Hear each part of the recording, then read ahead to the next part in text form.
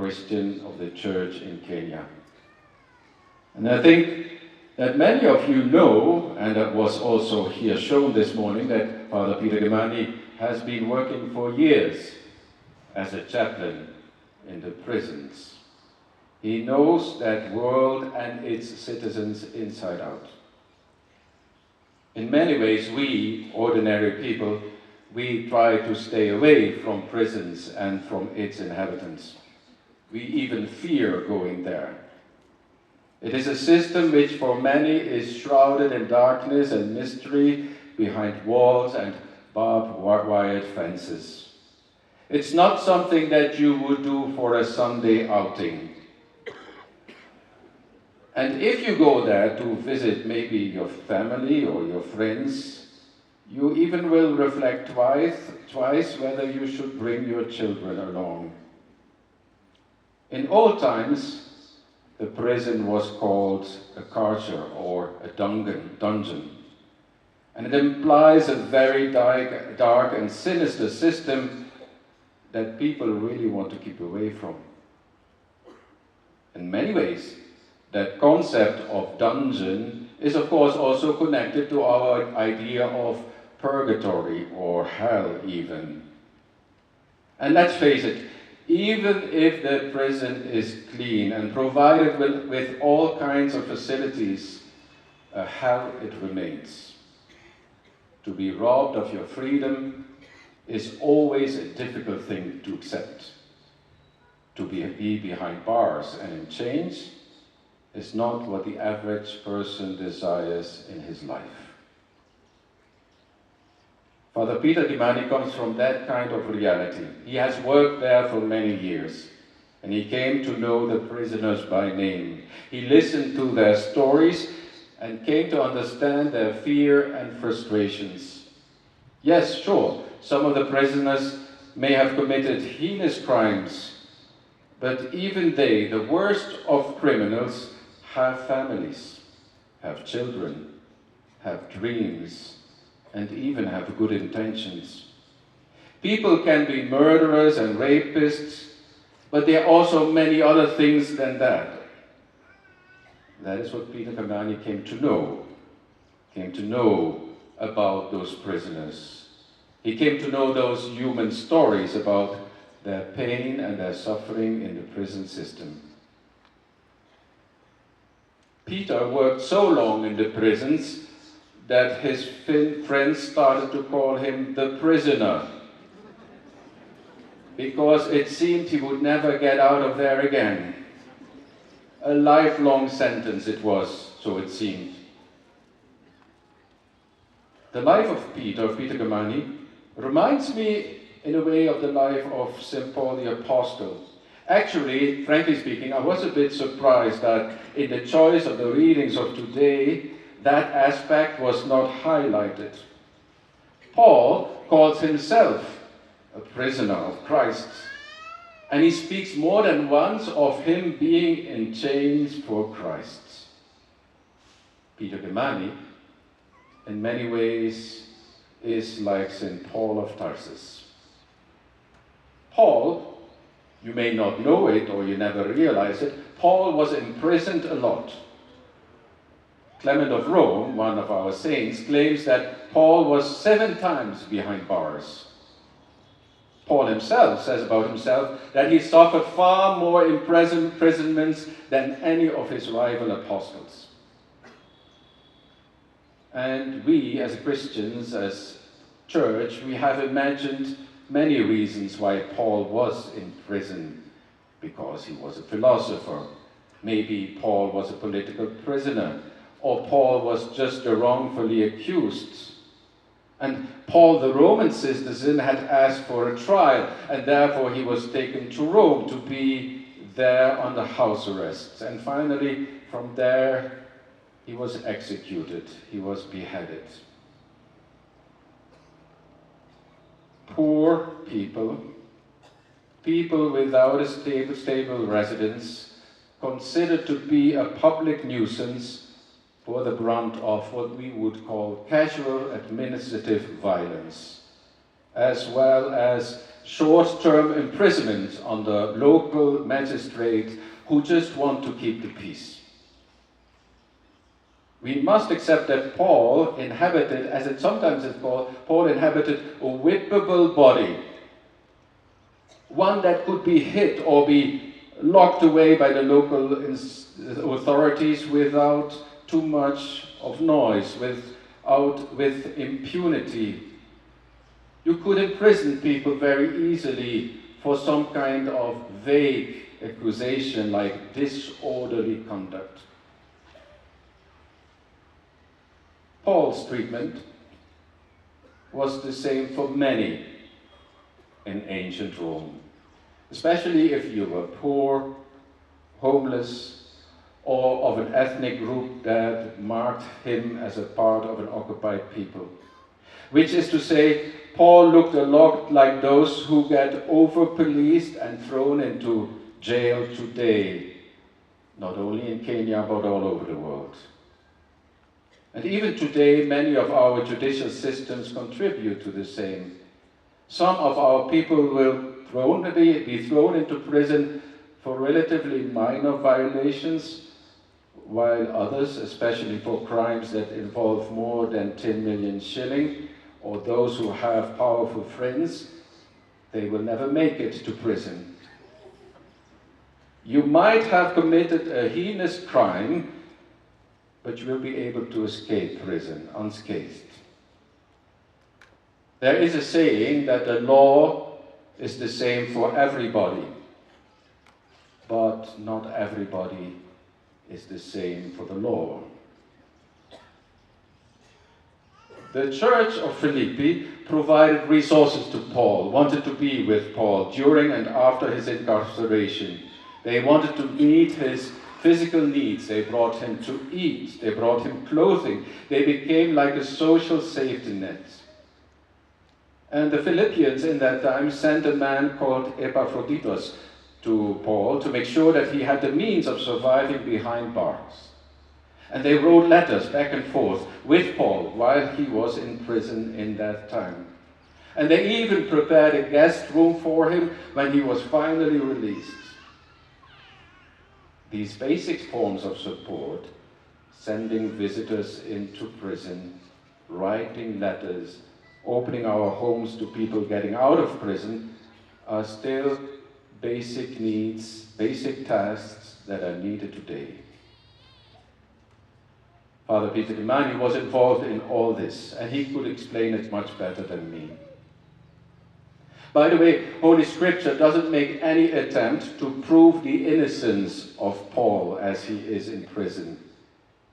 But rather, his incarceration becomes like a place of special intimacy with Christ. Paul himself never exhibits any evidence that he's being pressured to explain about why he had to go to prison. He himself says, I do not feel any need to defend myself, to elaborate on my innocence, or make a case for his own exemplarity. Paul ended up a number of times in prison. We would call him nowadays a repeat offender. And one can imagine the magistrate hearing about his past incarcerations, that the magistrate would be inclined to impose on him again a prison term. As it is said, once you have been in prison, there is a high chance that you will return there again.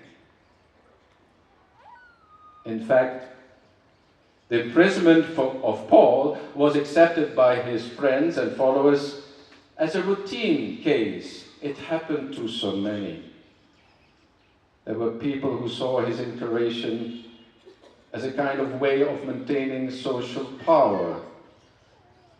It was not so much about being guilty or being innocent, but you were a victim of the game between the powerful forces. Rather than regarding Paul as a charity case or as a person to be corrected, the friends, the disciples of Paul, treated him as an imprisoned friend with a moral authority and a witness to the Christ who himself had been arrested, tried, tortured, found guilty, and executed. Christ himself, like Paul, was the victim of a system that was not able to provide any sense of real justice. Paul, like Christ, was just too poor, too outcast, too little friends high up. Remember, all this happened 2,000 years ago. But where are we today in terms of justice and prison system? Prisons, and that is also, I think, an experience of Father Kimani, prisons make people sick. And there are strikingly similar death-dealing dynamics in the prisons all over the world and also here in Kenya. Not only were ancient prisons places where disease can be rampant, but they were also places of hunger and scarcity, where prisoners were abused and their few rights left were trampled upon. And in prisons, and that is also the case in prisons in this day and age in Kenya, but also in many, many other countries, in prisons, many times suicide is considered a noble way out. And the suicide rate of people incarcerated in jails is therefore 3 times higher than the national average. Paul, being in prison, even being sick to the point of death, he presents it all to Christ. And he says, I want to do this for Christ. I want to be with him on the cross. That is the Christian way of interpreting it. But Father Peter knows also about how sickness and death in prison can be a way of seeing Christ, and can be a way of seeing Christ in the prisoner. The church of today can no longer comfortably distance the incarcerated Paul from the incarcerated people today, or the conditions of ancient prisons from the reality of prisons today, locked up as people are, locked up as people were in the time of Paul. Father Peter knows this. He has seen it, he listened to it, he smelled it. He is part of that world. And that world he will carry with him for the rest of his life, seeing Christ in the imprisoned, in the sick, in the dying.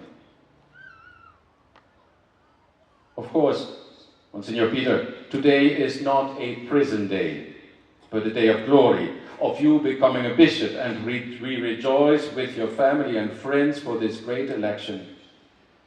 However, and I want to be careful, I don't want to be too tough on you, because people say at times to me that I'm too Dutch and therefore too direct and too rough. But let me just try to say it. In many ways, you're moving from one prison into the other. It was already indicated a bit today by the way you were brought forward by your 2 friends, your colleagues, who led you up here to the altar. Mind you, that it's not only about accompanying you here up to the altar, but in a sense we also want to make sure that you do not run away.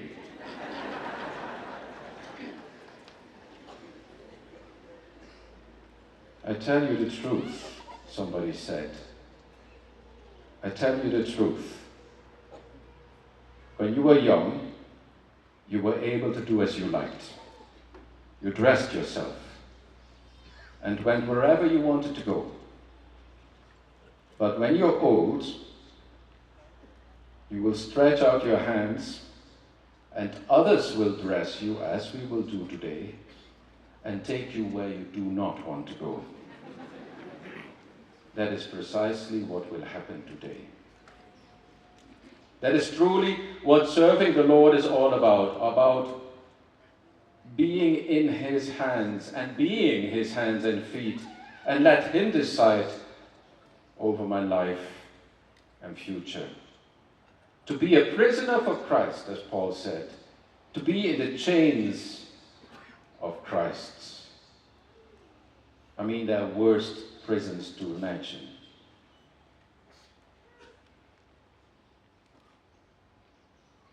Maybe we even have to reflect a bit more on that being a prisoner of Christ.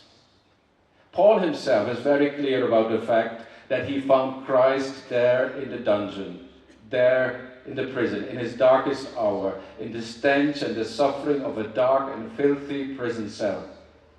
It was there that he was able to identify with the sufferings of Christ, more than at the table of the powerful or at the golf club.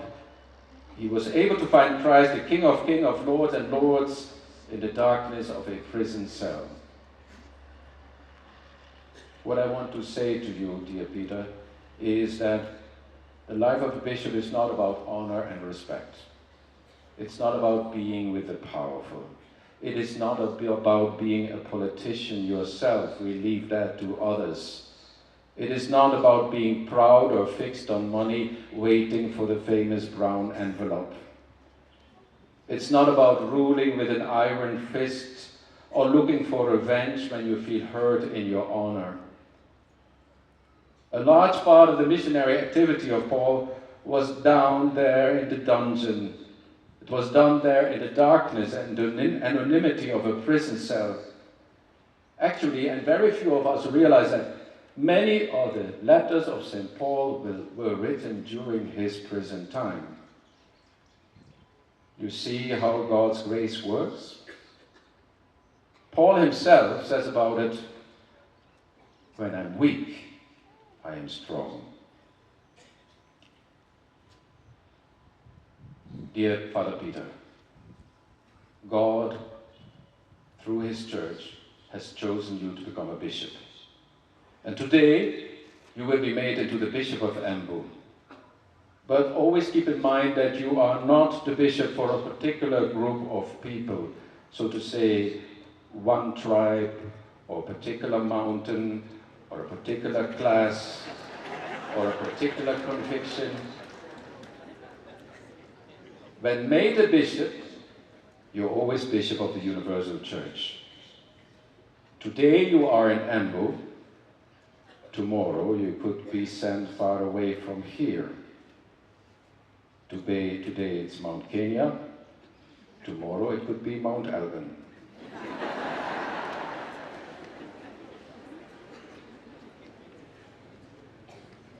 Actually, first and foremost, you should identify with those who are less known to you. And you know that very well, because prisoners are those who are excluded from society and who are many times not even known by name. Speak with those who do not speak your language, who do not have your culture, who are not your class of people. You may find Christ more easily and more profoundly with those who do not mean anything in society than with those who are powerful and with money. From the prison to the bush, from the golf club to children's game. Today, you are sent. You are sent to become a bishop. And we heard how St. Paul wrote to Timothy, "Until I come, devote yourself to the public reading of Scripture, to preaching and teaching." It reminds me so much of the words we hear each and every time again during the diaconate ordination. While handing over the gospel to the newly ordained deacon, it says, "Believe what you read. Teach what you read, believe, and practice what you teach." Basically, that prayer remains also for the bishop. We need to put our lives on the life of Christ in the gospel. That is our only school. It is in that school of the gospel that we learn humility, to be true disciples of Christ. ready to follow him wherever he goes. As the same Paul writes to Timothy,